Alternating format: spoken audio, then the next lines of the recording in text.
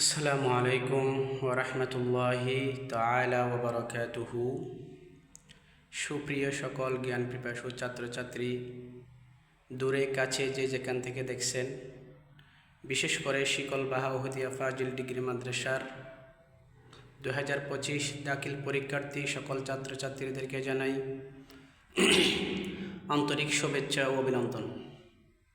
প্রতিদিনের ন্যায় আমি আপনাদের সামনে হাজির হয়েছি এইচ.এম. আলী আসগর, সহকারী শিক্ষক গণিত, শিকলবাহা ওহদিয়া ফাজিল ডিগ্রি মাদ্রাসা, কর্ণফুলী, চট্টগ্রাম।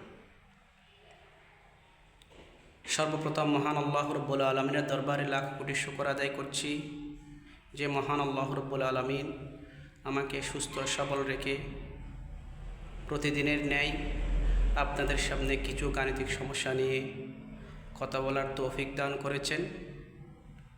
সাথে সাথে লক্ষ কোটি গুণ দরুদে সালাম পেশ করছি মানবতার মুক্তির দিশারি, হাসরের কঠিন মুহূর্তে সুপারিশকারী মুহাম্মদ মুস্তাফা সাল্লাল্লাহু আলাইহি ওয়াসাল্লামের রূহ মুবারকের উপর।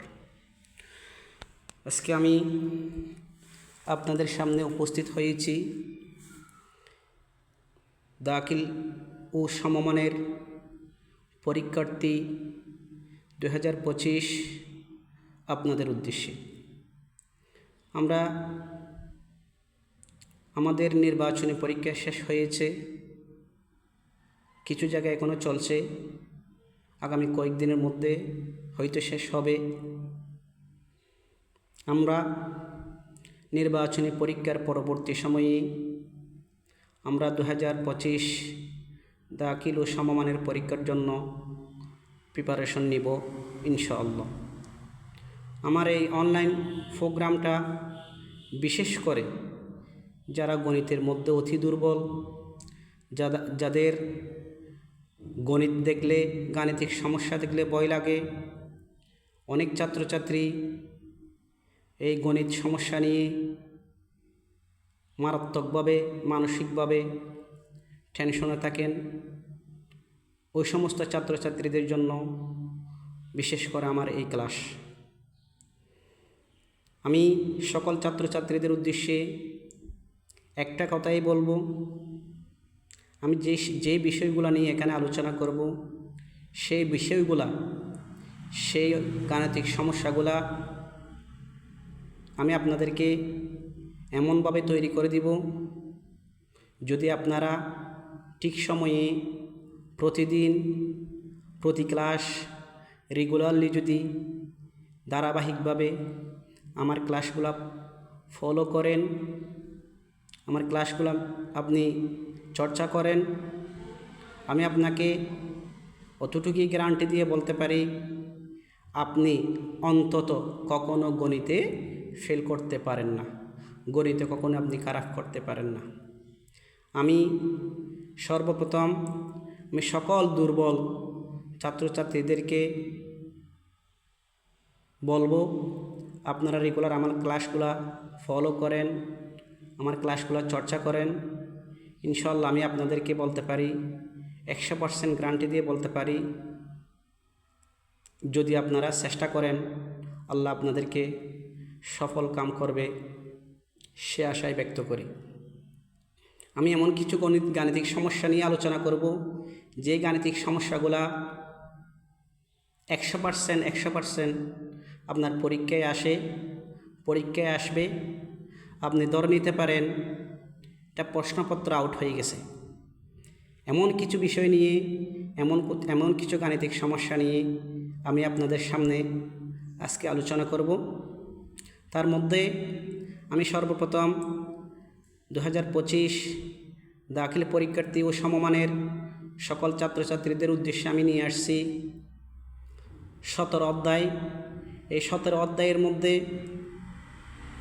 এমন কিছু অঙ্ক আছে যেগুলো আমরা সমাধান করলে অবশ্যই আমরা এই নাম্বারগুলো পেতে পারি। আমি শুরু করতে যাচ্ছি এই 17 অধ্যায় পরিসংখ্যান। আমরা সবাই জানি এই 17 অধ্যায় পরিসংখ্যানের মধ্যে এমন কিছু বিষয় আছে যেগুলো পরীক্ষায় অবশ্যই আসবে। তার মধ্যে আমি সর্বপ্রথম 3টা বিষয় বেছে নিয়েছি। একটা হচ্ছে মদ্যক, একটা হচ্ছে প্রচুরক, একটা হচ্ছে গাণিতিক গড় বা সংক্ষিপ্ত পদ্ধতিতে গড় নির্ণয়। আমি আপনাকে বলতে পারি এই 3টা বিষয়ের উপর আপনি যেভাবেই প্রশ্ন করেন না কেন, যেভাবে হার্ড করেন না কেন প্রশ্ন, এই 3টা বিষয়ের মধ্যে যে কোনো একটা বিষয় 4 নম্বরের জন্য পরীক্ষায় থাকবে ইনশাআল্লাহ। আমি আপনাকে গ্যারান্টি দিয়ে বলতে পারি। সেই গ্যারান্টিটা 100%। আমি এখানে লিখেছি 8 number 100 number common, 8 number 100% common. তাহলে এই 8 নাম্বারের মধ্যে আমি সর্বপ্রথম 4টি নাম্বার আমি আপনাদেরকে কমন দিয়ে বলতে পারি মদ্যক, প্রচুরক, গাণিতিক গড়, সংক্ষিপ্ত পদ্ধতিতে গড় নির্ণয় করো সূত্র প্রয়োগ করে। এই 3টা বিষয় যদি আপনি ক্লিয়ার করতে পারেন তাহলে আপনি 4 নাম্বার পেয়েছেন। এর পরবর্তী আসেন আয়তলেখ, বহুভুজ ও জীবরেখা। আপনি গ্রাফ ব্যবহার করে যদি এই 3টা বিষয় আপনি যদি আয়ত্তে নিয়ে আসতে পারেন তাহলে এখনও আপনি পেতে পারেন 4 নাম্বার। তাহলে এই 4 টোটাল মিলে 8 নাম্বার। তাহলে এই 6টা বিষয় যদি আপনি ক্লিয়ার করতে পারেন তাহলে আপনি 8টা নাম্বার আপনি পেয়ে গেলেন। পাস করতে লাগে 33, তার মধ্যে আপনি 8 পেয়ে গেলেন। সিকিউর মধ্যে আপনার 33-এর মধ্যে আপনার সিকিউর মধ্যে যা প্রয়োজন 18, 20, 22, 17 যখন যেভাবে মানবন্টন হবে যা প্রয়োজন তার মধ্য থেকে আপনি 8 নাম্বার পেয়ে গেছেন।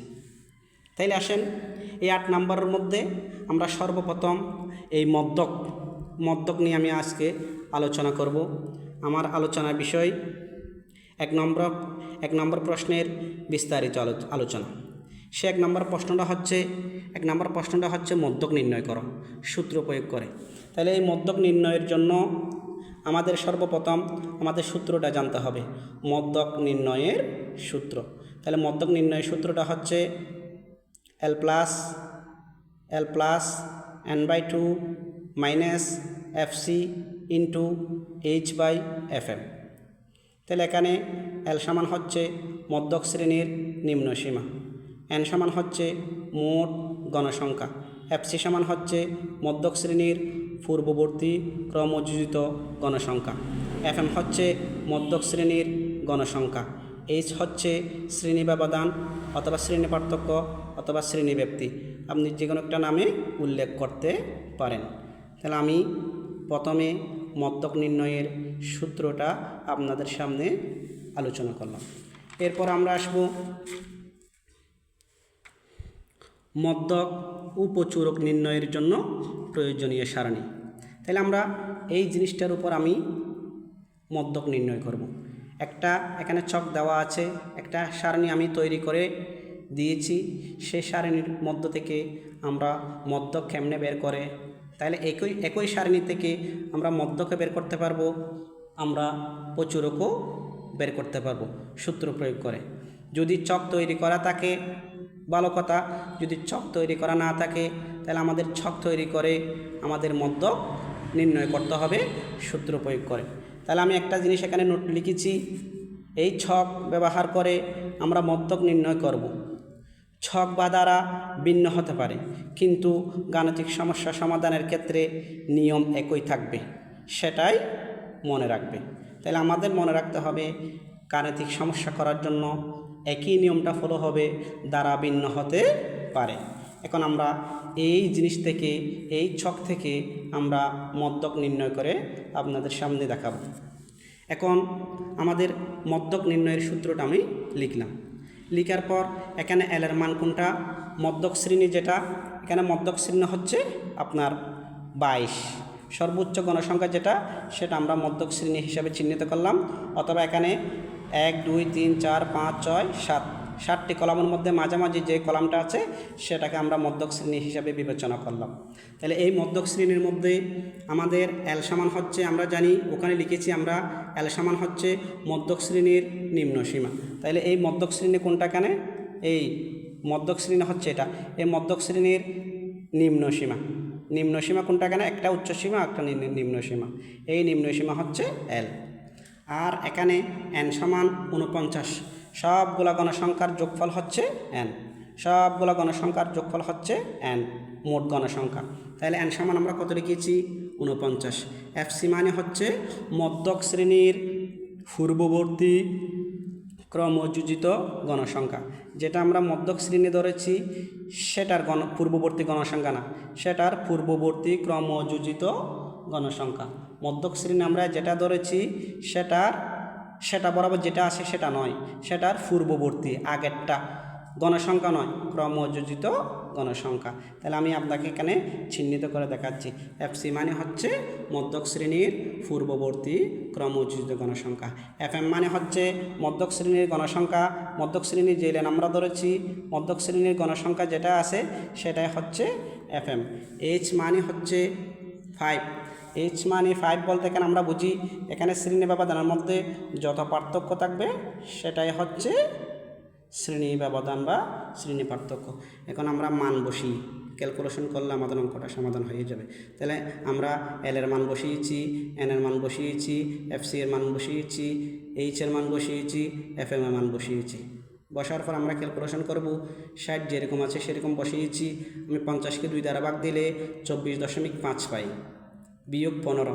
এরপরে আমরা 5কে 22 দ্বারা ভাগ দিলে 0.227 পাই। এর পরবর্তী আমরা 24.5 থেকে 15 বিয়োগ করলে আমরা পাবো কত? 9.5। এটার সাথে 0.227 এটা গুণ হিসাবে, তাহলে গুণ হিসাবে রেখে দিলাম। দুটোটা গুণ করে পরের লাইন আমরা 2.16 আমরা পেয়েছি। এর আগে 60 আমাদের আছে, তাহলে এই 60-এর সাথে 2.16 যোগ করলে আমাদের 62 কত হয়? 16 হয়। তাহলে আমাদের অঙ্ক এখানে সমাধান হয়ে গেছে। তাহলে আমাদের মূল জিনিসগুলো আমাদের এগুলো বের করতে পারতে হবে।